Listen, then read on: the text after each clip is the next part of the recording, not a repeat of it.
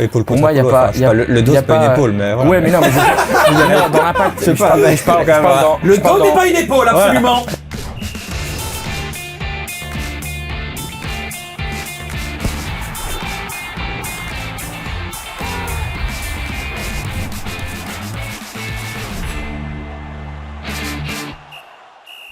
Parler ballon sérieusement sans se prendre au sérieux, c'est toujours mieux. Bienvenue dans un nouvel épisode du Clubhouse Football Time. Après la trêve internationale, on est de retour pour parler bien sûr de la première journée des playoffs et également du break international. Les Diables ont fait match nul contre Mexique. Ils sont venus à bout des États-Unis et donc on va délivrer nos gagnants et nos perdants. Ce sera un petit peu plus tard dans l'émission parce que aujourd'hui forcément on a une grosse actualité liée au retour de nos championnats et donc on est complètement au complet avec tous mes chroniqueurs préférés. Il y a du Xavier, il y a du Thomas, il y a du Quentin. Très content de vous retrouver messieurs pour terminer cette saison. On démarre vraiment ces playoffs. C'est un petit peu le début de la fin, mais c'est quand même le début de quelque chose. C'est déjà ça. Xavier, comment ça va mon pote? Ça va pas mal, passer un bon week-end, donc c'est parfait. Passer un bon week-end, tranquille. On est allé chercher les œufs de Pâques avec le petit bébé. Ouais, c'est ça. On a été voir le derby du Nord aussi, donc c'était parfait. Magnifique, très bien. Victoire 3-0 avec un grand Nathan Ngoy, m'a-t-on dit. À moins qu'elle a voulu s'embrouiller avec Lensois, mais sinon ça va.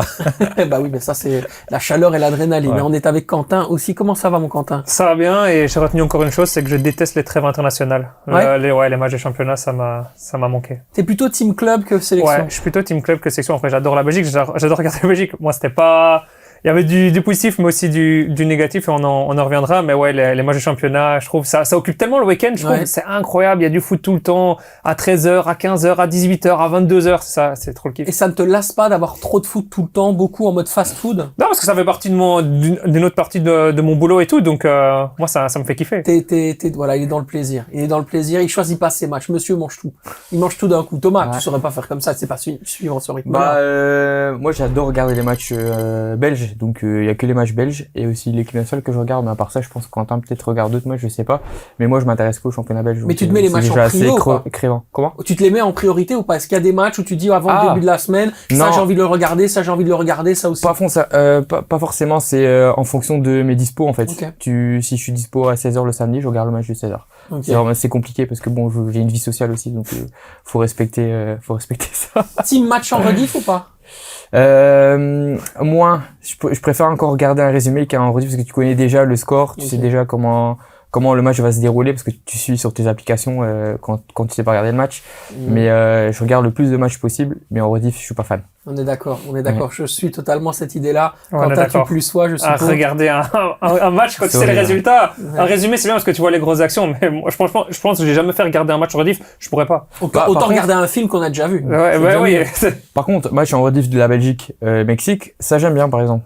Parce que c'est à 3h30 du matin. Ouais, là t'avais pas le choix, mais je veux dire, c'est différent parce que il y a très peu de matchs de la Belgique, donc t'as peu l'occasion de les voir à l'œuvre et il y avait beaucoup de tests, donc c'était intéressant de voir quand même le match en son intégralité. Ouais, tu pointes à un phénomène important, c'est ce qu'on appelle la rareté en football et ça devient justement de plus en plus rare de devoir attendre des matchs importants pour pouvoir les avoir dans une génération fast-food où on consomme énormément. Aujourd'hui, le football c'est très très compliqué vraiment de prendre du plaisir et donc forcément d'avoir des matchs en replay. C'est assez certain. Je voulais commencer cette émission avec un petit débat qu'on a eu sur WhatsApp, je pense que c'était samedi, concernant une phase litigieuse. En fait, on est à la dernière seconde de la première rencontre des playoffs, de surcroît des playoffs 2, entre l'Antwerp et Genk. Il y a une faute de Moujahid Saïd dans la surface de réparation, justement sur Vincent Janssen. Et il y a un gros débat, est-ce qu'il y a penalty, est-ce qu'il n'y a pas penalty?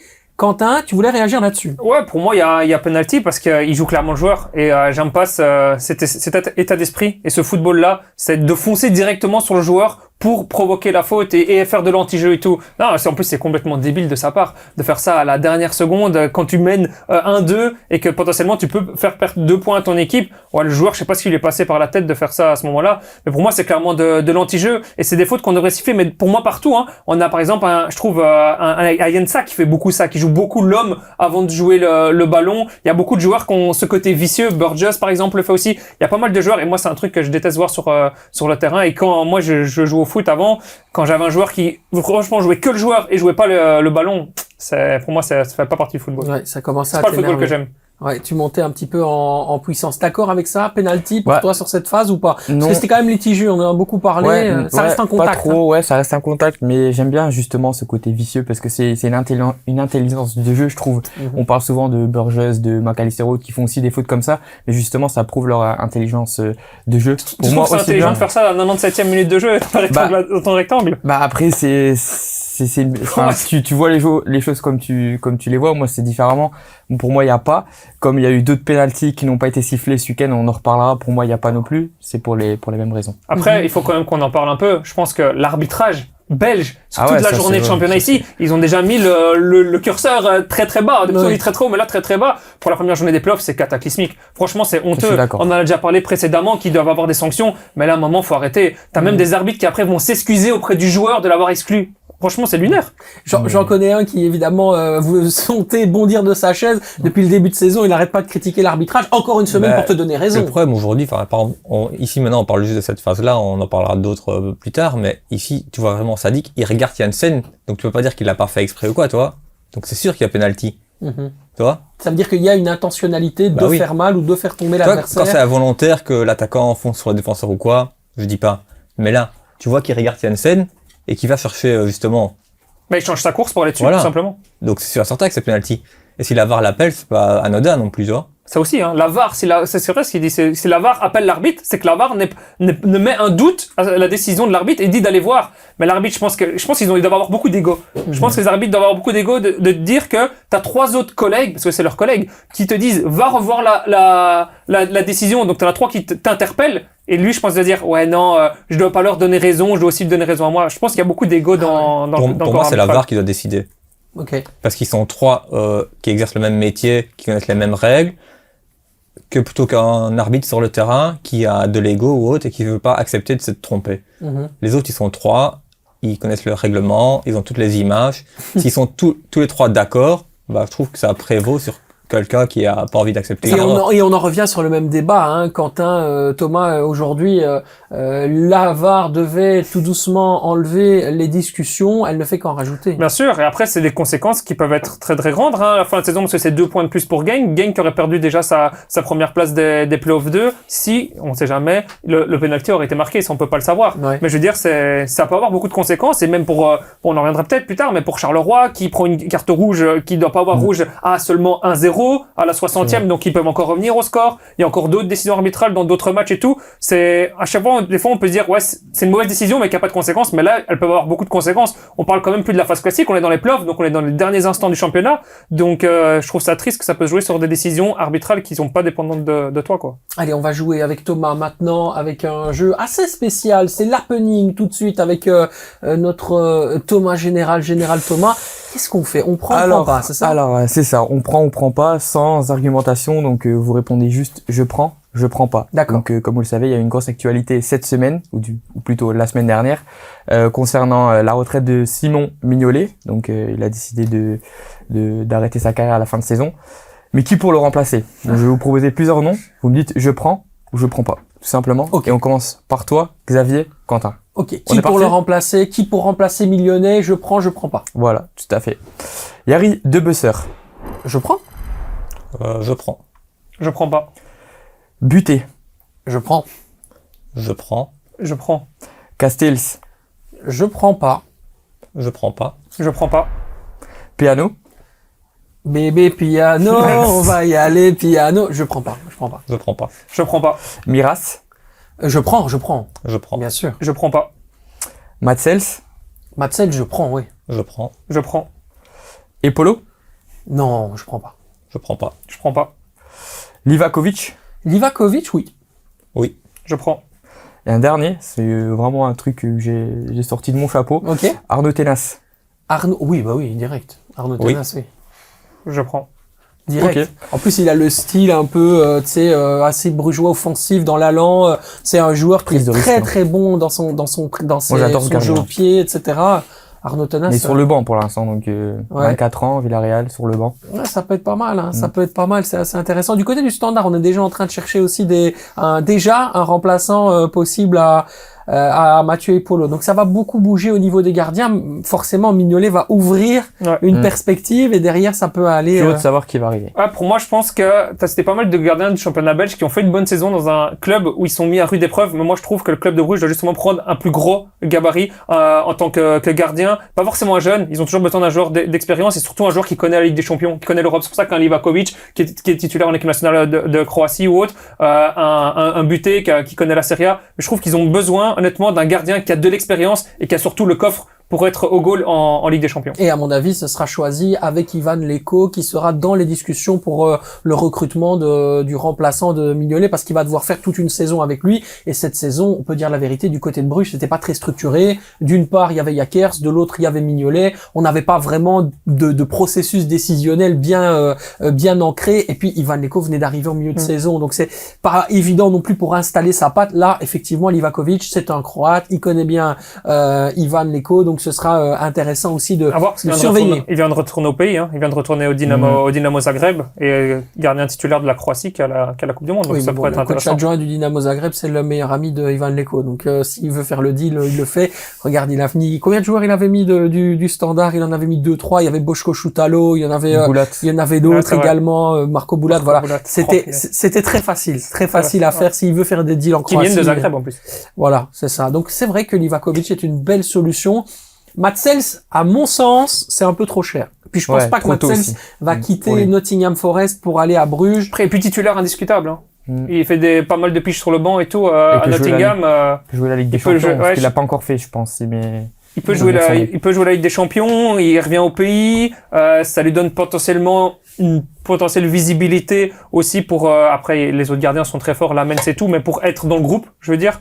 Donc je pense je serais pas choqué qu'il fasse ce choix-là. Pour moi, titulaire indiscutable à Bruges. Ce serait le meilleur move pour moi de prendre Sels à tout niveau. Ouais, mais après les salaires aussi sont assez compliqués. Du côté de Mignolet, on est à 2 millions bruts, donc ça fait 1.6 net. C'était pas 4 millions, j'avais vu 4. Non, mais sur le net, on est entre 1.6 et 2 quoi en gros, mais sur ce que gagne actuellement Matsels, c'est la première ligue aussi. C'est assez difficilement payable. Alors est-ce que il y aura le coup de cœur comme c'était celui de l'époque de Bart Verhaeghe qui avait vraiment il avait saigné son portefeuille pour le faire? Je pense plus que du côté de Bruges, on est dans ces folies-là, dans ces ordres d'idées-là. Je pense que là, il avait voulu faire un coup pour montrer que Bruges était devant, mais c'est plus vraiment la philosophie avec aujourd'hui un Martin de Dobbelaere, un Davy Rigaud, une structure un peu totalement différente avec des nouveaux noms et un peu de fraîcheur. Il y aura de l'expérience, mais je suis pas persuadé qu'on mettra autant d'argent, tu vois, pour aller payer des très gros salaires qui était celui évidemment payé par Simon Mignolet. On va passer au d'accord pas d'accord les copains. Allez, c'est parti maintenant et on s'attarde évidemment sur un club qui a enfin gagné un match en play-off 2. Enfin, ça y est, c'est bon. Après 30 matchs sans victoire, le Standard a enfin remporté un match en play-off 2. C'est le déclic dont ils avaient besoin. Ils vont gagner justement ces play-off 2. Est-ce qu'on est d'accord ou pas d'accord avec cette phrase? Xavier n'est pas d'accord. Ouais, c'est dur, tu vas dire sur sa phrase. Ouais, c'est dur. C'est pas le peu, c'est ils vont. Ils vont, c'est ça. D'accord, oui, bon, eux, non, est-ce qu'ils vont gagner? Non. Allez, non, on n'est pas d'accord. On n'est pas d'accord. On est un triple pas d'accord. Triple pas d'accord, ça fait un gros steak, ça, un triple pas d'accord. Qu'est-ce qu'on fait avec cette phrase? Si on n'est pas d'accord, on l'argumente. Ouais, bien sûr. Pour moi, c'est le KRC Genk qui va gagner ces playoffs 2. Ils ont un effectif qui est franchement meilleur que celui du Standard, des Zakaria El Wadi, des Heinen. T'as encore du Ito qui était sur le banc, t'as du Heymans, enfin, je vais pas faire toute l'équipe, mais vraiment, ils sont très très très forts. Ils ont eu ce petit, entre guillemets, brin de chance ici avec le match déjà contre l'Antwerp, avec cette décision qu'on va pas revenir. Mais, le Standard peut, oui, il peut, mais est-ce qu'ils vont? Pour moi, non, parce que pour moi, ça va être le KRC Genk. C'est ce match, je pense que le match de ce week-end va déjà être décisif pour le Standard, parce que si tu gagnes contre Estoril à domicile, tu prends 3 points importants, tu prends déjà une petite avance sur justement celui qui est derrière toi, donc c'est très important, même psychologiquement. Je pense que pour eux, ce sera très important de remporter ce match. S'ils le perdent, je pense qu'ils peuvent dire adieu à ce ticket européen. Est-ce que tu sens une équipe différente? On a vu notamment dans la presse récemment des informations allant dans le sens de la continuité, de la stabilité. On a parlé d'une éventuelle année de prolongation supplémentaire pour Vincent Evrard, de la signature de Bruni Nsimba. Voilà, il y a quand même des nouvelles qui vont dans le sens d'un club qui tend à essayer de progresser dans une forme de stabilité linéaire avec un peu plus de calme autour. Est-ce que c'est positif? Est-ce que tu vois un Standard qui va vraiment sérieusement s'y mettre sur cette compétition. On rappelle que face à Louvain, ils étaient menés, hein, ils ont réussi à revenir. Donc il y a aussi un aspect mental de résilience pour refaire son retard, comme on dirait en anglais, from losing positions. Ouais, je pense déjà, contrairement aux autres années, c'est que cette année, il y a beaucoup moins ou quasi pas de joueurs de prêt dans l'effectif. Donc les joueurs qui ici jouent, ils se battent pour une compétition européenne l'année prochaine. Les autres années, t'avais plein de joueurs de prêt. Ok, on joue une compétition pour jouer à la Coupe d'Europe, mais l'année prochaine, on n'est plus là. C'est pour ça aussi que les matchs étaient bâclés. Ici, je pense que les joueurs ont un cœur d'essayer d'aller chercher quelque chose pour l'année prochaine. Donc ça change tout l'état d'esprit d'une équipe. Et on l'a vu ce week-end, même en étant mené à 0, ils ont été chercher cette victoire. Et je pense quand même, en dehors du match face à Westerlo, surtout le premier match face à Genk, fin avril, si je dis pas de bêtises, où on verra vraiment si le Standard peut aller chercher quelque chose ou pas. Ok, donc il y a un moment clé, c'est ce moment-là. Ouais, je pense que Genk est clairement favori. Mais si le Standard arrive à faire quelque chose contre Genk, il y a peut-être moyen d'espérer une victoire en Play-off 2. Moi, je voulais m'arrêter sur un homme sur lequel on a parlé dans cette émission ces dernières semaines, c'est Denis Ayensa. Pourquoi? Parce que d'abord, vous le savez, il a été convoqué avec l'Iran. Alors, est-ce que l'Iran participera ou pas avec la Coupe du Monde? Ça, c'est une vraie question. Mais dans la mentalité, il y a de cela quelques semaines, pardon? Ça n'a pas été confirmé déjà. Ça a que été... l'Iran allait participer. Ça devrait être fait, mais actuellement, il y a un monsieur blond qui essaye de bombarder absolument tout et qui dit qu'il va détruire le pays. Donc, je pense que je ne veux pas m'avancer parce que voilà, je n'ai pas une boule de cristal. Et pour l'instant, c'est confirmé, quoi. Bien évidemment, on est pour la paix et on est pour l'amour ici. Discrétion faite. Ce que je voulais dire, c'est que ça a été beaucoup discuté sur les réseaux. Changement de mentalité pour Denis Ayensa. On le voit, joueur qui a un petit peu appris aussi de ses leçons. Il y a de cela quelques semaines, on tombait sur des vidéos postées par le Standard où il réclamait des jours de congé. Et là maintenant, il vient faire une vidéo pour remercier les spectateurs, pour remercier l'afición, les gens qui sont autour, etc. Est-ce que ça aussi, c'est peut-être le signal d'un club qui progresse? Mais moi, je pense, s'il faut parler de Ayensa, je pense qu'il a un objectif personnel et qu'il pense d'abord à son objectif personnel justement pour cette Coupe du Monde. Sa mentalité va changer parce que il doit prouver, il doit être à la hauteur pour pouvoir être sélectionné. Donc en fait, il pense pas dans le sens du Standard, mais il pense dans son sens à lui. Donc c'est un peu hypocrite de sa part, mais bon, c'est comme ça. Donc tant mieux pour le Standard parce que justement, il aura un objectif, il va potentiellement performer. Ce sera le cas aussi pour Epolo, qui a aussi, même si bon, c'est un triagien, je remets pas son niveau en doute, pas du tout, mais je vais dire que ces joueurs-là ont un objectif personnel qui sera en faveur, du coup, pour le Standard. Et je pense qu'ils vont vraiment jouer ces playoffs à fond. Ok, c'est ça qui est intéressant. Un nouveau Ayensa ou un homme qui joue à la carte, mon cher Quentin? Il aime pas, lui. Non, mais c'est pas ça, c'est que je suis d'accord avec Thomas, il joue pour lui, en fait, il va jouer pour, on l'a encore vu, parce que tu dis ça, oui, mais après, qu'est-ce qu'il fait? Il met aussi une story sur Instagram où il fait #haters et il fait l'emoji comme ça. Donc, tu vois, ça montre qu'il a toujours encore cette rancune, cette amertume et tout. Donc, en effet, oui, il va jouer pour lui. C'est parce qu'il a cet objectif personnel de devoir montrer qu'il peut avoir son billet pour aller à la Coupe du Monde. Je pense pas que s'il avait cet objectif personnel là, il ferait tout ça, tu vois. Donc on verra, il a fait une bonne sortie, une bonne montée. Donc maintenant c'était qu'un match, on verra les suivants. Je pense que le coach va le mettre titulaire et tout ce week-end, surtout vu la performance encore une fois de Nkada qui était désastreuse, mais je pense qu'il va le mettre titulaire à domicile contre Westerlo et à lui à mouiller le maillot. Le sosie de Mr V. On m'a dit ça. C'est vrai qu'il y a le story de Mr. V. Vous connaissez le youtubeur Mr. V. On m'a dit que c'était vraiment le même, quoi. Quand il avait signé, je me le suis dit pareil aussi. Je me suis dit qu'il avait un air. Incroyable. Mais ceci dit, Nkada, je crois que ça a coûté 2,5 millions d'euros. Bravo, le Standard. Encore quel bel investissement. C'est exceptionnel. Laissez-le s'adapter, les gars. Ah, mais c'est vrai que toi, tu l'aimes bien. Aïe, on a touché quelque chose. Aïe. Il a toujours défendu. Mais ouais, mais on a dit ça d'Abid aussi au début. Regarde, Abid, c'était le meilleur homme du Standard. Pour moi, il a été excellent. Laisser les joueurs s'adapter, laisser leur le temps pour voir l'année prochaine ce que ça va donner. Faut pas être direct dans la conclusion. Faut d'abord laisser le temps. Le mec a été, je pense, suspendu combien de matchs là? 5-6. Faut que mentalement il revienne dans le coup aussi. Donc laissez le temps, après on verra. Hâte de voir quel est le niveau footballistique de Mr. V. Ça pourrait être sympa de les comparer tous les deux entre Timothée Nkada évidemment et le youtubeur. Dis-moi. Très bon match de Nilsson aussi, j'ai adoré. Il a vraiment apporté, son retour dans le 11 rapporte vraiment de la fraîcheur et il a beaucoup plus de créativité. Tu vois que c'est un joueur qui manquait au milieu de terrain. Ok. Je trouve que le Standard a fait peut-être pas une bonne première mi-temps, mais surtout une très bonne deuxième mi-temps. On a peut-être laissé beaucoup jouer aussi du côté de Louvain. C'est dommage parce que vraiment ils avaient pris l'allant dans la rencontre. Ils s'étaient montrés très dominants. Puis ils ont baissé de rythme, en fait. Simplement, c'est le rythme du match qui a été défaillant complètement dans cette rencontre. D'accord avec ça, Xavier? Ouais, clairement. Après, c'est pas anodin, enfin, sans manquer de respect à Louvain ou quoi que ce soit, mais c'est une équipe qui s'est battue pour pas jouer play-down toute la saison. Et le Standard, ils sont battus à la limite pour être, on va dire, entre 5e et 8e. Donc, c'est normal qu'il y a un moment, ils craquent et qu'ils soient pas au niveau Louvain en fin de match. Hein. C'est au regard de toute la saison, donc je pense que c'est logique. Quentin? Ouais, c'est vrai, on va voir, est-ce qu'ils vont peut-être être le juge en prenant un petit point par-ci par-là, à voir. Ils vont aller à Genk ce week-end. Je pense que Genk, ils vont leur mettre une belle fessée. Ouais, ce sera assez compliqué. Genk qui revient bien, tu l'as dit, effectivement, avec des individualités qui sont nettement supérieures. Mais bon, quand même, dans ces playoffs 2, le mot surprise est quand même quelque chose qui revient assez souvent. Bon, c'est pas la Ligue des Champions en termes de niveau de jeu, mais quand même, c'est assez homogène. À l'image, quelque part, de tous les matchs de cette année. Hein. Tout le monde peut battre tout le monde. C'est assez dingue. Ouais, bien sûr, parce que Charleroi a perdu 2-0 à Westerlo, mais ils ont fait une rencontre encore assez correcte, on va dire, dans le jeu proposé. Hein. Donc Westerlo prend les 3 points, mais je pense que oui, on va avoir des équipes qui vont pouvoir battre tout le monde, hormis peut-être l'OHL, mais qui pourra peut-être grappiller un match nul à droite à gauche, mais les autres, ouais, ça va être des matchs 50-50. Allez, on met fin à ce chapitre des Europe Playoffs pour aller directement sur les Champions Playoffs, parler du leader aussi, la Royal Union Saint-Gilloise, qui a un DJ absolument incroyable. C'est ce que j'ai retenu du match, très clairement. J'étais au stade.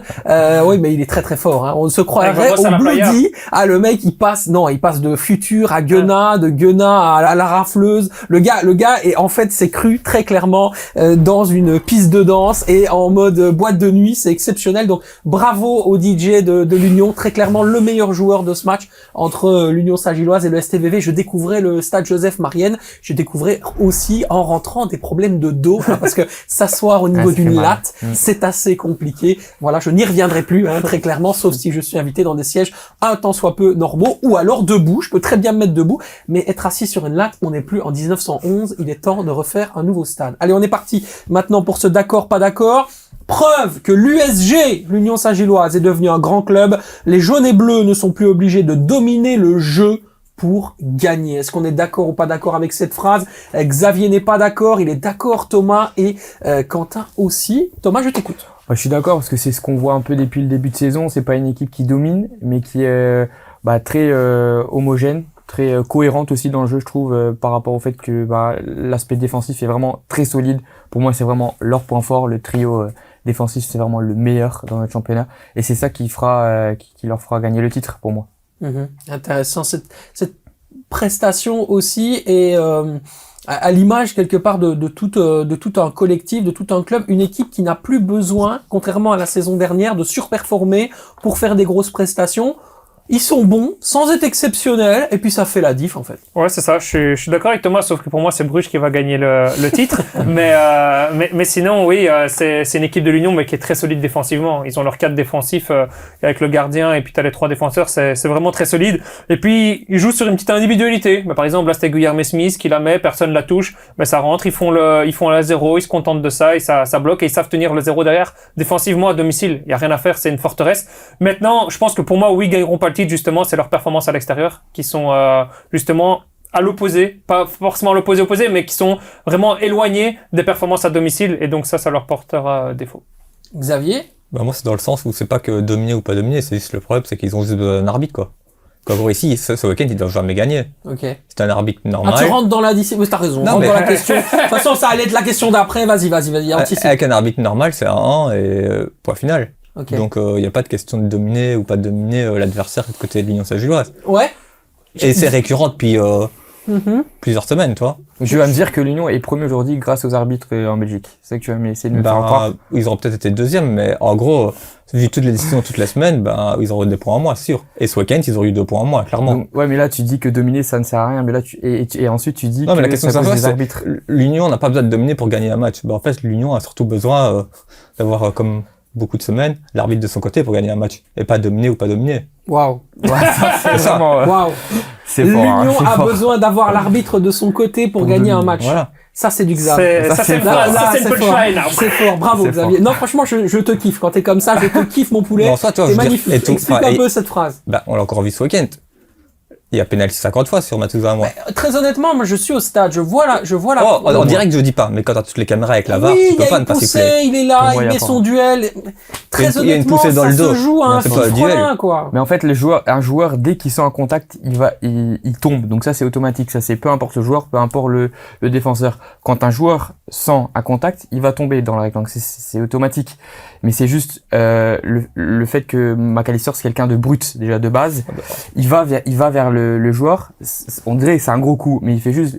Enfin, c'est quasi épaule contre épaule pour moi. Je pense que Donc Épaule pour moi, il y a pas. le dos, y a c'est pas une épaule, mais voilà. Ouais, mais non, mais dans l'impact. Je sais pas, mais je parle le dos n'est pas une épaule, absolument. Ouais, mais je parle dans le geste quand tu vas vers. Ok, certes, il touche peut-être le dos. Ouais, mais s'il est dans mais la zone, c'est- c'est à lui d'être plus Mais prudent. mais regarde, même la VAR ne les a pas appelés, donc c'est que aussi bien l'arbitre principal. Justement, c'est là que- le problème, c'est que la Bah VAR oui. l'a pas appelé, c'est que tu te demandes d'où vient vraiment le problème. Oui, mais tu dis justement tout à l'heure dans l'autre débat que c'est les personnes, les arbitres dans la VAR qui doivent prendre la décision, mais si eux plus l'arbitre Bah, faut se poser principal la question pourquoi ne pense eux, pas ils ça, ont c'est pas qu'il le y a droit. pas forcément penalty. Enfin, Ok. pour moi, c'est juste un contact quoi. C'est un Ouais. contact. Je veux dire, au milieu de terrain, tu le siffles pas non plus Si, ça, cette tu le faute. siffles. Au milieu de terrain, tu la Si, siffles en aussi. sortant, on la suit celle-là. C'est Wow. dans le dos, c'est pas sur le côté épaule contre épaule. Ouais. Tu regardes les vidéos, il le pousse dans le dos. Ouais, mais ouais. Pour moi, c'est un contact de foot quoi. C'est pas un accro. Enfin, il tacle pas quoi. Il pousse pas. Il va avec Ouais, son. Bah non, Ouais. mais il va avec son dos. Enfin, je veux dire, pour moi, il y a pas penalty. Pour moi, c'est un contact de foot. Bah, quoi. je t'avoue que regarder les images au ralenti Oui, fait en au sorte que ralenti, son c'est interprétation sûr, est différente. c'est sûr. Mais C'est-à-dire quand que tu le vois en fait de direct- l'avoir vu en direct, d'être là, d'avoir vu la phase juste à côté de moi, bah, très honnêtement, je l'aurais pas donné. Ouais, Ouais, sur non. la face, en direct, je dis pas le contraire. Mais si les tu trois reviens sur le à Tunis, ralenti, c'est la fameuse question. Est-ce Voilà. que Bah, c'est les ça. images au ralenti vont dupliquer Bah oui. l'interprétation d'une phase? bah, elles sont là hein. pour ça. Pardon? Elles sont là pour ça. Bah oui, mais ça Les change, images. ça change l'impact du coup du duel, du geste. En direct, tu vois, il y a pas penalty. Alors on retire la Donc VAR. tu et c'est ralentis, mais non, Si mais tu l'as mis en place, c'est pour ça. tu ralentis la phase, donc automatiquement tu vois un geste plus ralenti, que tu vois que c'est différent, c'est pas le geste réel que tu vois au ralenti. tout. Ah, mais Donc- il empêche Matuzawa de conclure. T'es dans le petit rectangle. Bah conclure, c'est bon, il allait pas marquer non plus, il y avait encore pas mal de joueurs devant lui. Il est pas devant le but où il Ça a juste à n'empêche mettre pas une dedans. occasion directe de but? Pas direct, il y a peut-être une occasion qui se crée par la suite, mais pas direct sur le moment même. Mais pas d'accord. Bah, Xavier. il est quand même au petit rectangle. Il y a Bah une donc il tire, il possibilité. y a but quoi, c'est ça. Bah, il y a pas de joueur en face de lui. L'autre joueur, il est, enfin, Ouais, il après y a pas de joueur entre le gardien à lui, quoi. ça c'est créer Quand une t'as une occasion but. qui est enfin c'est impossible de dire si allait avoir but ou pas, c'est Mais- pas ça la question. Pour moi, c'est le contact, le geste, pour moi il y a pas de penalty. Mais c'est intéressant parce que quelque part, ce que j'essaye de comprendre pour aller plus loin dans le prolongement, c'est que pourtant Saint-Tron avait vraiment ses chances dans ce match. Est-ce que dans la rencontre, on a senti une équipe de Saint-Tron qui pouvait aller lutter fondamentalement avec l'Union? Parce que moi, c'est pas mon sentiment. Moi, mon sentiment, c'est que l'Union a géré de manière extrêmement adulte la rencontre, s'est parfois mise en difficulté sur certaines phases de jeu, a eu un Skerpen qui était assez intéressant et un système défensif assez verrouillé, mais après, derrière, ils ont pas été mis en danger, quoi. Tu vois? Pas beaucoup, Et cette mais- équipe de Saint-Tron, pour moi, t'as pas essayé si fondamentalement dur à jouer pour l'Union. Ouais, mais t'as quoi. pas vu non plus Kukubo qui a dû faire 50 arrêts pour sauver Saint-Tron. Non, Donc, non. L'Union a pas forcément été, ils ont été mieux dans le match que Saint-Tron, je dis pas le contraire.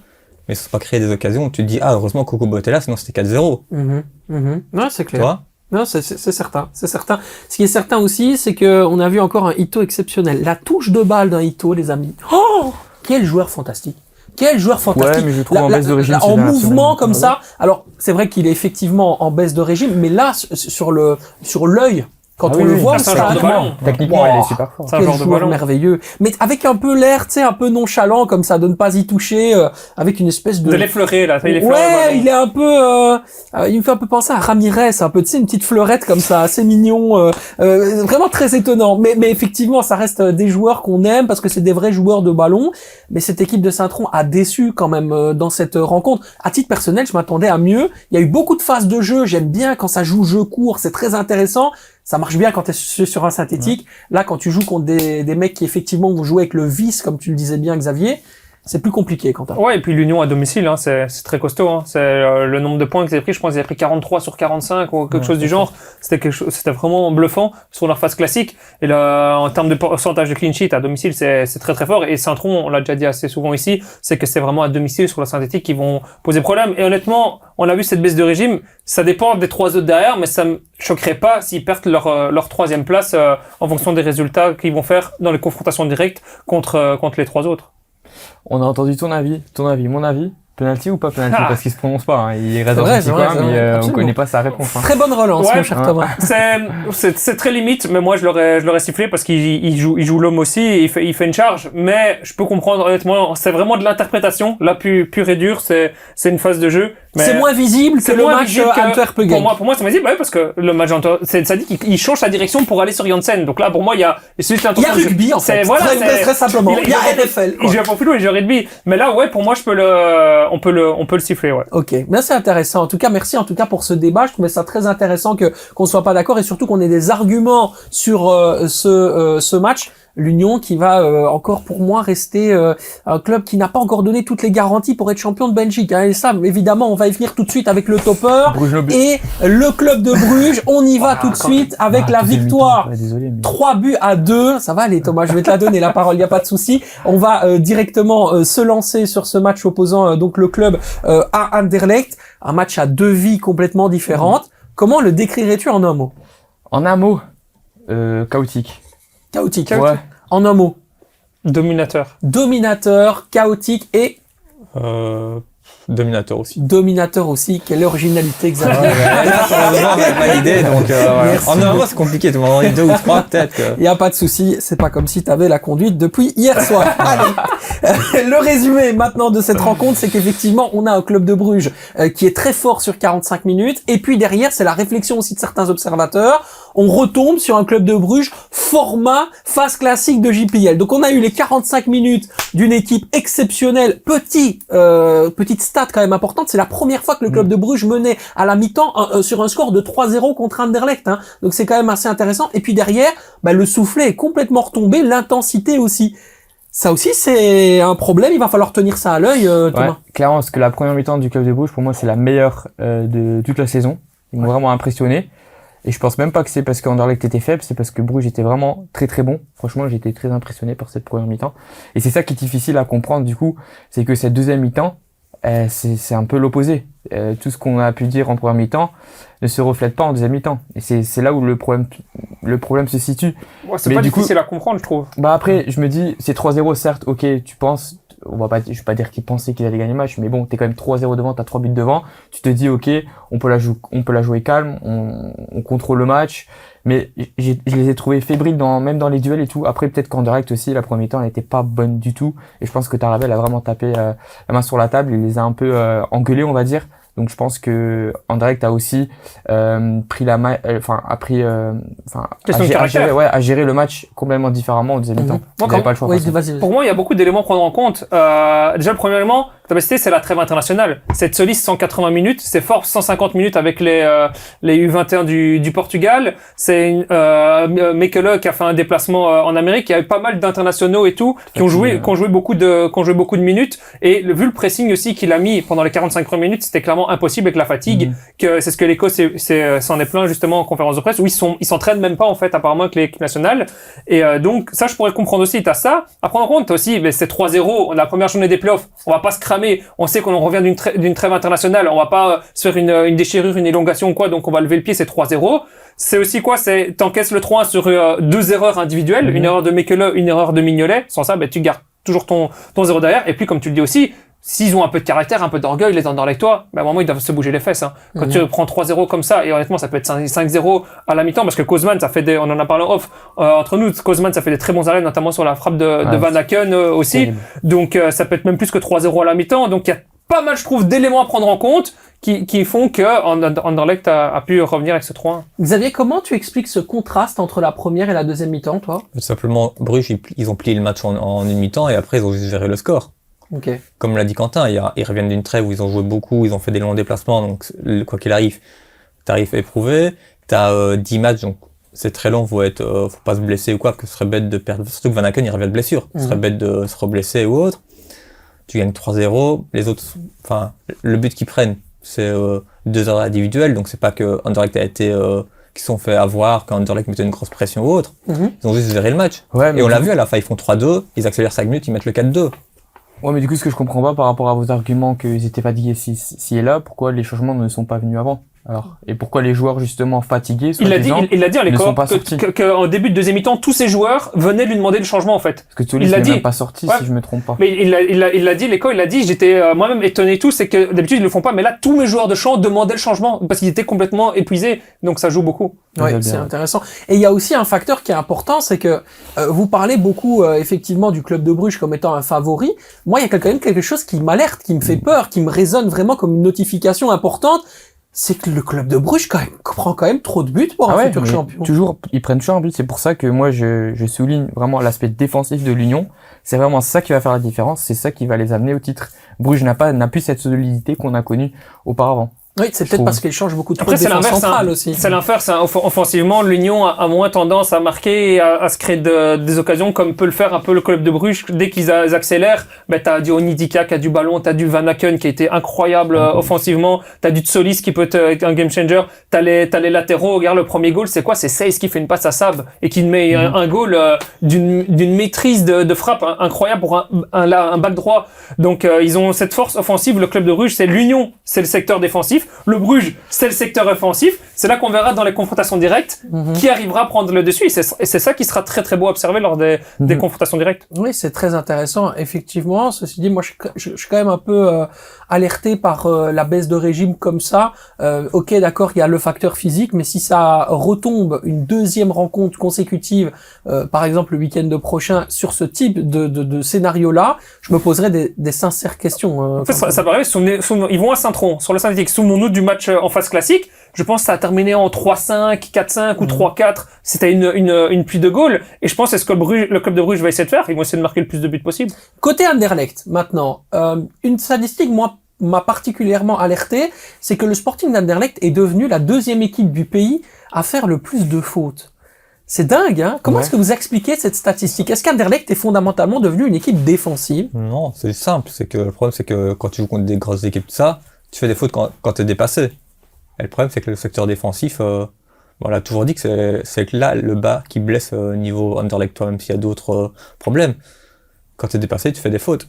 Et le problème, c'est qu'Anderlecht, ils sont en galère tout le temps. Moi, je pense que ça donne plus des états d'esprit du coach. C'était un défenseur. Ça, et donc, vu que le coach était un défenseur, il sait comment ça se passe sur le terrain. Et donc, plus, les gars, mettez l'accent sur le physique, montrez c'est qui le patron. On en avait parlé précédemment, je sais plus quand c'était, j'en avais dit, je sais plus c'était quel adversaire. Dès le début du jeu, bam, ils font déjà des petites fautes, là, de dire, moi, je suis là. Même si t'es un adversaire fort, que t'as des bons joueurs et tout, je montre que dans l'impact physique, je vais être présent. Et donc, je pense que c'est le coach qui arrive à transformer cet état d'esprit à ses joueurs. Est-ce que tu penses que ça peut justement permettre au Sporting d'Anderlecht de s'améliorer, cet esprit plus défensif, plus de fait de faire des fautes? Est-ce que c'est ça vraiment Anderlecht? Moi, cette stat-là, je la trouve positive, hein. Je trouve pas ça négatif, justement, parce que ça prouve qu'ils vont au duel, qu'ils ont un caractère, un mental. Ils n'ont pas le ballon, surtout. Oui, mais ok, mais je veux dire, tu montres que t'es présent. C'est ce que Quentin a essayé d'expliquer. Et je trouve ça vraiment très intéressant, parce que c'est ce qu'on reprochait justement du côté d'Anderlecht, c'était très fade, ils allaient pas au duel, c'était, très fade. Et du coup, je trouve que le fait qu'ils font beaucoup de fautes, c'est que ils vont au duel, ils se laissent pas faire. Et ça, c'est je trouve ça bien dans un foot, parce que je pense que l'Union n'est pas forcément très loin non plus dans ce type de stats. Ils font aussi beaucoup de fautes. Donc, c'est pas négatif. On n'a pas vu les limites d'Anderlecht dans ce match face à Bruges? Est-ce que, à un moment donné, on a senti un plafond, un palier, on se dit, en première période, on prend 3-0, on est en énorme difficulté, ça y est, Anderlecht peut pas, à un moment donné, on sent une équipe qui suffoque, quoi, ils sont là, hein, ils sont à la gorge, hein. Limite par rapport à quoi? Parce que du coup, tu veux dire limite, par rapport à leur niveau intrinsèque, quand on voit le fossé qu'il y a entre le club de Bruges et Anderlecht aujourd'hui. C'est logique, ça, Mais est-ce que c'est une rencontre qui a, vraiment montré ça, pour vous? Ce match-là. La première mi-temps, oui, ça on peut pas négliger, ça c'est sûr. Il y a une différence de niveau énorme, mais la deuxième mi-temps, elle a été quand même intéressante du côté d'Anderlecht. Qu'est-ce qui manque au collectif? Pour moi, il manque un attaquant qui tient le ballon, je pense, parce que pour moi, tu dois mettre un Torgan Hazard plus dans l'axe, plus en tant que numéro 10, et tu dois avoir cet attaquant vraiment assez gabarit physique et qui va tenir ce ballon devant et qui va permettre au bloc de remonter. Parce que justement aussi, contre une équipe du club de Bruges, ils subissent beaucoup. Mais je pense que si en reconversion offensive, t'as cet attaquant qui permet au bloc de remonter, t'as quand même des joueurs de ballon derrière. T'as du Stroikens, du Hazard et tout, c'est des bons de Griff. Ils ont du ballon dans les pieds. Donc, mais il manque ce vrai numéro 9 et ce pur 9 en fait. Et c'était qui le meilleur homme pour toi du côté d'Anderlecht, du coup, dans cette rencontre? Wow, honnêtement, en première mi-temps, c'était Kozmans. En deuxième mi-temps, Stroikens, j'ai quand même bien aimé sa montée au jeu. Il a fait du bien quand même. Hein. Moi, je trouve Lui que qui était très critiqué le match juste avant la trêve, d'ailleurs. Pour moi, je trouve que c'est Zvetkovic qui a été le meilleur du côté sans compter Kozmans. Mais qui était aussi sur les côtés. Ouais, je sais, mais en fait, le problème de Zvetkovic, moi j'ai un problème avec lui, c'est qu'on sent qu'il a un talent énorme, qu'il a un potentiel, et ce gars-là va sortir d'Anderlecht et va réussir. Je le vois, je le sens. C'est ses appels de balles, ses contrôles, la manière dont ils sont le jeu, etc. Mais excuse-moi, mais c'est toujours à deux tensions, quoi. Le gars est en rythme alternatif. Il est encore jeune. Oui, mais il est en service alternatif. C'est-à-dire qu'une fois il fonctionne, de l'autre il fonctionne pas. Il joue 30 minutes sur un match de 90. C'est problématique, tu vois, quand tu joues au Sporting. Et c'est un joueur qui sait garder le ballon. Ça, mais il est pas utilisé en tant que pur neuf. Il est souvent utilisé en tant qu'ailier gauche ou ailier droit quand c'est pas de Griff. Et donc c'est ça. Mais pourtant, on l'a déjà vu dans ses goals, quand il sait jouer de son corps, il joue très bien de son corps pour son jeune âge. C'est pour ça que je t'ai posé la question quel était le meilleur homme, parce que je pensais que t'allais répondre ça, mais du coup non, mais voilà. Parce qu'il joue pas cette place-là. Faut pas oublier que ce joueur aussi était avec les futurs en début de saison jusqu'à la quasiment mi-saison. Donc mentalement, faut qu'il revienne. C'est aussi un joueur qui mérite d'avoir un peu plus de temps et qu'on soit plus patient avec lui. Il est encore jeune, donc on verra ce que ça donne l'année prochaine. Mais je pense que ça peut être une belle réussite pour lui. Oui, c'est la crise de l'énergie. Son courant alternatif, il permet à Anderlecht de faire un peu d'économie. Xavier, Mario Stroikens, une montée intéressante. Ça, je pense que tout le monde n'en disconvient pas. Par contre, est-ce que c'est suffisant pour toi sur base de ce qu'il a montré pour rentrer dans le 11 de base? Pour le prochain match, je pense que oui, clairement, parce que il faut aussi lui montrer. Quoi qu'il arrive, ça marche aussi à la motivation et tout, en groupe ou en joueur. Il fait une bonne rentrée, c'était le meilleur Anderlechtois en deuxième période, je pense. Parce que première, c'était Kozmans, évidemment, on est tous d'accord là-dessus. Si après, tu lui dis, ok, il fait une bonne montée, même une super montée, et puis après, tu le retapes sur le banc directement. Attention, c'est pour le il y a Saliba qui revient de suspension. Ouais, tu le mets à la place d'équipe. Parce que c'est lui ou Lonsana en soi. Parce que 2-4, pour moi, va pouvoir rejouer en 10, donc il pourrait remettre un Lonsana Saliba, 2-4 en 10 et remettre Torgan Hazard devant. C'est comme je le mettrais sur un côté. Exactement. Moi, je le remettrais sur un côté, tu vois. C'est un côté. Ça veut dire que tu bouges De Greef ou tu bouges Zvetkovic. Que De Greef, je l'ai pas trouvé fou ce match-ci, toi, par exemple. Ok. Donc De Greef pourrait subir la décision éventuelle de Jérémy Taravel d'installer Mario Stroikens dans une position titulaire. Ouais, pourquoi pas. Ok. Mascaron est bien rentré aussi, je trouve. Ouais. Sans compter la belle passe qu'il fait, parce que la passe avec la passe est belle. Elle est très belle. Ouais. Moi, après c'est un joueur. C'est impossible. Ouais, c'est impossible à dire. Il va jouer un match sur 3 ou sur 4 bien. C'est comme ça. J'adore ce joueur, mais c'est quoi sa situation? Parce que j'ai oublié de checker avant de. Il a prolongé son contrat jusqu'en juin 2027. Ouais, donc il est encore. Donc il a signé il a signé jusqu'en 2019. Il avait un contrat jusqu'en 2027 et il a signé jusqu'en 2029. Voilà, il a signé 2 ans supplémentaires. Pour lui, c'est important aussi maintenant. Il y a la Coupe du Monde qui arrive avec le Congo, si je me trompe pas. Oui, il a choisi le Congo, donc, absolument. Je voulais être sûr de mon coup. Ce serait le cas. C'est important aussi pour lui, du coup, parce que s'il veut y participer. Ah, ben ça y est, maintenant, tous les Congolais vont vouloir jouer la Coupe du Monde, hein. Ça y est, on est tous Congolais maintenant. Ça y est, ils sont tous Marocains, on est tous Congolais. Voilà, c'est parfait. C'est magnifique. Mais non, mais c'est intéressant. Et d'ailleurs, ça va nous donner une magnifique transition que tu nous offres. Direction l'instant diable. Maintenant, forcément, la victoire de la Belgique contre les États-Unis. Le match nul de la Belgique sur les coups de 3h30 du matin. Fallait être réveillé. Je ne l'étais pas. Le match nul, bien sûr, face au Mexique. Qu'est-ce qu'on retient de cette rencontre? Quels sont les gagnants et les perdants? Xavier, qui est pour toi le plus grand gagnant d'abord et puis on ira sur le perdant? Moi, je pense que Ngoy, je pense qu'il a quand même marqué beaucoup de points. Ngoy, attends, on va gagnant. Moi, je trouve qu'il a fait un bon match, honnêtement. Et je trouve que défensivement, on cherche des défenseurs. Donc, je trouve qu'il a fait un bon match. Thomas n'est pas d'accord, je sais pas qu'est-ce qu'il y a. Pourquoi tu ricanes comme ça dans ton coin? Il a pas tort dans ce qu'il dit, mais le plus grand gagnant, il y a pas photo, c'est Luke Bakio, on peut pas regarder à côté, quoi. Le mec, il a fait 2 fois la différence dans une rencontre, de la même manière. Et justement, c'est ce côté-là, le côté droit on n'a pas de certitude en tant que titulaire. Donc pour moi, il a vraiment postulé pour une place de titulaire. Pour moi, il a fait 2 très bons matchs. Ok, Nathan Ngoy, Luke Bacchio, Quentin. Il n'y a pas photo au matin, midi, soir de Di Luque Bacchio. Ok, Parce qu'il a ok. été décisif dans les 2 rencontres, décisif en sortie de banc, décisif avec encore une fois le même goal et le très beau goal contre le Mexique dans une première mi-temps qui était exécrable de la Belgique. Après, beaucoup de changements et tout. C'était un match amical, mais ils se sont fait manger par le Mexique. Donc ouais, franchement, c'est lui qui permet de prendre ce petit match nul. Mais clairement, dans un poste aussi où il y a beaucoup d'incertitudes. Ça te fait pas peur d'être mangé par le Mexique en première période, Quentin? Si, ça me fait peur. Après, c'est un match amical, donc ça va prendre avec des pincettes. Pour moi, les matchs amicaux, c'est voilà, parce que contre les États-Unis, le score il est sévère, hein, on va pas se le cacher. Hein, 5-2 pour la Belgique. Honnêtement, avant qu'il y ait tous les goals et tout, les États-Unis ont créé beaucoup d'occasions. Hein, défensivement, on me fait très très peur. Hein, et honnêtement, tu peux pas dépasser un quart de finale de Coupe du Monde en concédant autant d'occasions, je trouve. Donc ouais. Si, ça m'a fait peur contre le Mexique de concéder autant d'occasions, mais après c'était pas l'effectif, c'était pas le 11 titulaire. Il y a une phrase de Philippe Albert dans la presse qui est sortie, il a dit c'est un exploit si on est quart de finaliste. D'accord avec ça, Thomas? Pas forcément, non, parce que je pense qu'on a encore un peu de temps pour progresser, pour peaufiner tout ça. Par contre, j'aimerais revenir sur ce que tu disais par rapport à Luque Bacchio. Parce que j'ai l'impression qu'on se contredit un peu. On dit que c'est à droite qu'on a un potentiel souci, on n'a pas de certitude pour les titulaires. Mais du coup, je pense qu'aujourd'hui, on a un problème de luxe parce que t'as quand même Salamakers et Luque Bacchio qui ont pour moi vraiment quasiment le même niveau. C'est 2 joueurs différents, mais je pourrais pas te dire qui je mettrais aujourd'hui en tant que titulaire. Après, moi, j'ai regardé des analyses aussi. Excuse-moi, mais je suis d'accord que sur ce côté gauche, sur ce côté droit, qu'on a on a du choix. Mais le côté gauche, moi, m'alerte un peu parce que là, on commence à avoir un football très stigmatisant. Passe la balle à Doku. Oui. Ça devient ça. Avant, c'était la passe la balle à Eden. Maintenant, c'est passe la balle à Doku. Après, et il ne sait pas la conserver comme Eden la conservait. Non. Donc, c'est un problème.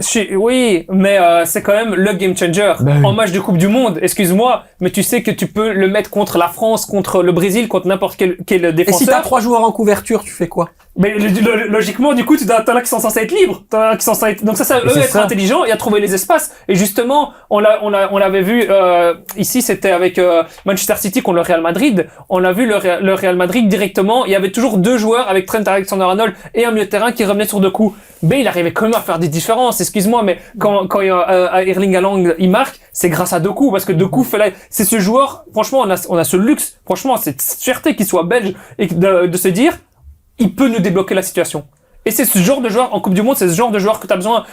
On peut avoir un match très Surtout fermé. quand t'as un piètre tacticien comme Rui Garcia. Mais Oui, bon, mais ça, c'est autre chose. Mais par contre, il te faut ce numéro 9 qui va être capable de marquer. On l'a encore vu, Openda, et par contre, lui, c'est le grand perdant. Il a cramé toutes ses cartes. Hein. Ah, c'est bien, tu réponds à la Qu'est-ce qu'on question. a pas compris. Non, mais c'est magnifique, j'adore l'anticipation. Le grand perdant, Luis Openda pour Quentin, pour Thomas.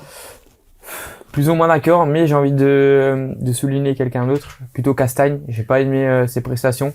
Et vu ce qui se passe du côté de Bruges avec Kylian Sabeu, je pense que ça peut être le Cet gros homme perdant. dans mes pensées. Hein. Cet homme dans mes pensées très clairement. Je voulais évidemment vous poser la question de Kylian Sabé parce que quand on voit la performance que fait Sab du côté de Bruges, on se pose la question de pourquoi il l'a pas essayé, sachant qu'il en a essayé je ne sais pas combien contre les États-Unis. Il s'était déjà révélé, mais là il se révèle encore plus au meilleur des moments. Donc avec une frappe comme ça, c'est un atout. Ce mec, mais c'est depuis longtemps parce que je le connais depuis qu'il est chez les jeunes, depuis qu'il a 16-17 ans. Ce mec, il a une frappe, mais c'est incroyable hein, en tant que latéral droit. C'est un atout pour une équipe. Donc c'est un truc qu'on pourrait parfaitement utiliser dans des matchs plus compliqués. Xavier, après je vais venir à toi Quentin. Xavier, ton grand perdant. C'est Openda aussi. Openda. Il a encore une fois sa chance et malheureusement, encore une fois, il la prend pas. Il y a un moment compliqué. Ouais, mais là, ça fait combien de chances qu'on a donné beaucoup trop, c'est fou, hein. mais... Attends, j'en ai donné du crédit dans cette émission. Ouais, c'est ce que j'allais dire. Je voulais pas trop relever le truc, mais j'en ai donné du crédit. On s'est battu à 2-1 pour lui. Enfin, c'est une grosse déception. Le problème, c'est quoi? C'est un Lukaku qui, même dans l'extra sportif, ça donne pas une bonne image et tout aussi. Est-ce qu'il va revenir en forme? Parce qu'il va peut-être même plus jouer jusqu'à la Coupe du Monde. Donc ça fait peur aussi. Parce qu'on sait que c'est notre numéro 9 de base, mais il va clairement au clash avec son club. C'est pas bon signe. Après, il reste 7 matchs en Série A, hein, ça va. Il peut se préparer quand même. Il aura 2 matchs de préparation, un match face à la Tunisie, je pense, et un autre. Il doit surtout soigner sa blessure. Voilà. Et la mettre vraiment de côté pour cette Coupe du Monde. T'as un Stassin qui a joué 11 minutes, donc tu peux pas le juger sur l'équipe nationale belge avec les 11 minutes. minutes, mais qui a encore marqué ce week-end. Après, il y en a qui disent oui, c'est en Ligue 2, mais je préfère un joueur qui marque et qui est en forme en Ligue 2 qu'un joueur qui est pas en forme. Bravo. Effectivement. Et Romain Overmars reste toujours évidemment dans les idées. C'est un joueur qui est sur le banc au club de Bruges. Tu peux pas te dire, pour mon équipe nationale belge, mon attaquant potentiel titulaire, un joueur qui est même pas titulaire à Bruges. C'est pas possible. Ou alors on était descendu bien bas. Bah oui, mais le problème c'est qu'on n'a aucun attaquant qui performe ou d'autres qui sont blessés. Donc il faut quand même trouver des idées, mon cher. De Ketelaere, c'est pas sa place. On l'a encore vu, c'est pas sa place. Même s'il a fait 2 passes décisives ce week-end, en équipe nationale, c'est pas sa place. Je suis pas persuadé qu'il sait utiliser Charles de Ketelaere. Non, bien sûr que non. Bien sûr que non. Et pour revenir à ce que tu disais sur Kyrian Issab, pour moi, j'adorerais, je me parlais même avant qu'il soit décisif et tout, mais dans le de Bruges, qu'il doit avoir sa chance. Mais on le sait tous qu'il sera pas appelé parce que Rudy Garcia reste sur ses idées. Et Rudy Garcia n'aime pas trop la nouveauté. On sait qu'ici, Stassin, il l'a fait parce que c'était plus les médias qui en parlaient. Mika Götze, ça fait combien de mois que la presse, que tout le monde en parle, mais il a enfin fait parce que c'était des matchs amicaux. Mais pour une Coupe du Monde, je sais pas s'il va faire ce gros changement-là. Pour moi, on connaît quasiment les 26. Bien sûr. Les 26 qui partiront, on les a très clairement. Je pense que Witsel sera dedans. À voir si Fofana réussit à retrouver... Mais ça sera lui ou Mika Götze, hein. Ouais.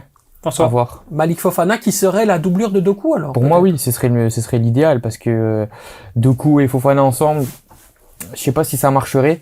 Et justement, le jockey à Fofana pour remplacer Doku, c'est très intéressant. Et du coup, maintenant qu'à droite, on a 2 options qui performent, c'est quand même, c'est bien. On a 2 joueurs à chaque position, gauche et droite. Donc ça, c'est très intéressant pour nous. Et qu'est-ce qu'on fait avec Diego Moreira? On a vu dans la presse une rumeur l'amenant potentiellement au Borussia Dortmund. Il ferait partie d'une longue liste dans lequel est intéressé potentiellement Diego Moreira, de clubs qui s'intéressent à Diego Moreira.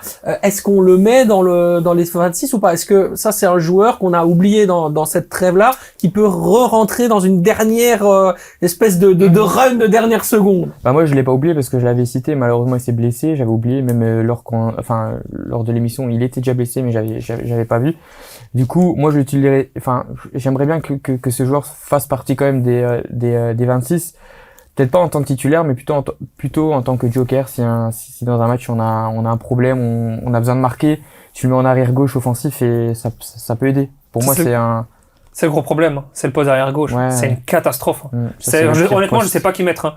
J'ai peur qu'il fasse, je pense qu'il va faire comme lors de son match contre l'Ukraine avec Meunier à droite et Castagne à gauche. Je pense c'est ce qu'il pourrait faire parce que honnêtement, De Kuyper, c'est Théâtre peut-être, je sais pas ce qu'il va faire avec Théâtre. Mais imagine, t'es un Théâtre contre Lamine Yamal. Mais bon, c'est compliqué, mais on peut pas inventer des joueurs. Mais c'est justement cette poste de back gauche qui est compliqué, et même un De Kuyper défensivement c'est pas bon. Je préfère un Théâtre à gauche que, s'il faut défendre, sur ce type de joueur-là, c'est un Théâtre, c'est meilleur parce que. Pour moi, encore une fois, je crois qu'il s'enfonce dans son idée et le gars, il y a personne, il a pas un ami. C'est un ami sincère qui vient lui taper sur l'épaule en disant, mais mon gars, t'as pas envie de changer ton système à 4 en fait.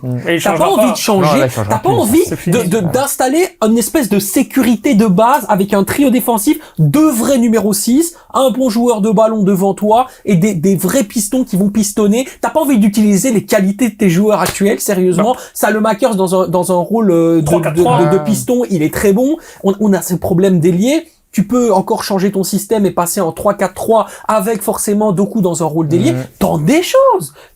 Travaille des animations. J'ai l'impression qu'ils sont allés très, très simplement aux États-Unis pour faire de la photo, pour faire du marketing, pour faire plaisir et pour tenter 2-3 trucs sans véritablement les tenter. Mais on n'a pas vu de changement d'animation de jeu. On n'a pas vu de folie. On n'a pas vu de tentative. Oh, mais ils servent à quoi ces matchs-là? Là, je suis 100% d'accord avec toi. Est-ce que tu mets 3 défenseurs centraux ou tu peux mettre un Théâtre à gauche et puis tu mets du Ngoy, du Debas ou du Ngoy qui est très rapide, qui est très physique. C'est-à-dire que si par exemple t'as on va dire un Olysée, un Lamine Yamal ou quoi qui dépasse un Théâtre, t'as toujours un Ngoy qui peut venir couper, temporiser et ton autre défenseur permet de revenir. En fait, t'auras cette supériorité défensive. Tu peux te mettre 2 défenseurs sur un attaquant qui peut être un game changer, mais malheureusement il le fera pas. Et donc là tu sais que ton bas gauche, ça soit De Kuyper, Théâtre ou Moreira, il se fera passer, mais ça sera fini. Merci, au revoir. Et on ne progresse pas, bien sûr. On va passer au Football Time Award maintenant avec nos joueurs de la semaine. Très rapidement, moi j'ai décidé de mettre en avant un jeune homme très jeune qui fêtait son premier match du côté des playoffs, du côté du KRC Genk. Il mesure plus de 2 mètres. C'est assez impressionnant. Il a 17 ans, hein, Lucas 17 ans, Brookmans, qui venait du Young Henk. Voilà, c'est mon joueur de la semaine. Un gardien de talent et aussi certainement un gardien à tenir à l'œil. Après Senola Muns, après Mike Penders. Voilà encore un gardien de qualité qui pourrait faire l'histoire du football belge. Décidément, à Genk, on sait les former, hein, les joueurs. Xavier, ton joueur de la semaine? Moi, c'est aussi un gardien, c'est Gauthier Gallon, le gardien de d'Ender. Tout simplement, depuis qu'il est arrivé à Dender, il fait de super matchs. Et ce week-end, s'il permet à Dender d'avoir encore un mince espoir de maintien, c'est grâce à lui. Et c'est encore possible. Là, il faut y croire. Mathématiquement, c'est Compliqué, jouable, très pour compliqué, Denver. mais Ouais, après, encore grâce un à ce match, match-là, ils peuvent toujours, mathématiquement, c'est pas fini. Ouais, c'est pas terminé. Thomas, ton joueur de la semaine? Kirani Sabe, rien à ajouter. Ok, on a déjà dit, effectivement, c'est assez simple. Et alors, Celui qui sera l'homme des playoffs 1, qui amènera le club de Bruges vers le titre, Tsolis. Christos Tsolis, bien sûr, qui prend encore Très des fort. points. Et donc, du coup, forcément, on vous donne rendez-vous sur X et sur Instagram pour choisir votre joueur de la semaine en JPL. Dites-le nous, évidemment, aussi dans les commentaires qui est votre joueur de la semaine. Et d'ailleurs, j'aimerais savoir dans les commentaires qui est votre gagnant et votre perdant chez les Diables Rouges. C'est super intéressant à lire. Et puis réagissez aussi un petit peu à notre débat parce que forcément il sera pas nécessairement, il n'aura pas nécessairement une unanimité. Hein. Il y aura des gens qui ne seront pas d'accord. Donc ça fait plaisir évidemment de toujours vous lire par rapport à ça. Le classement général avec Thomas. Toujours 2 leaders. Maintenant, Tsolis, il va peut-être rentrer dans le top 5 là. Donc intéressant à voir ce qui va arriver les prochaines semaines, mais il y aura du changement, ça c'est sûr. Allez, il y aura du changement. Ça veut dire qu'on n'a pas encore défini qui remportera le trophée d'ici la fin de saison. Thomas, merci beaucoup. Avec plaisir. Quentin, merci beaucoup. Xavier, merci beaucoup. Et puis, je suis encore en train de chercher les invités là pour la fin du mois. Dites-moi si vous avez 2-3 idées. Il n'y a pas de souci. Et dites-le nous aussi. Hein, si vous avez des idées, n'hésitez pas dans les commentaires. Il n'y a pas un attaquant de Napoli qui se fait soigner en Belgique Eh ben écoute, voilà, on tente le coup. On essaye. Allez, prenez soin de vous, prenez soin des autres. C'était le Football Time. À la semaine prochaine. Ciao, ciao.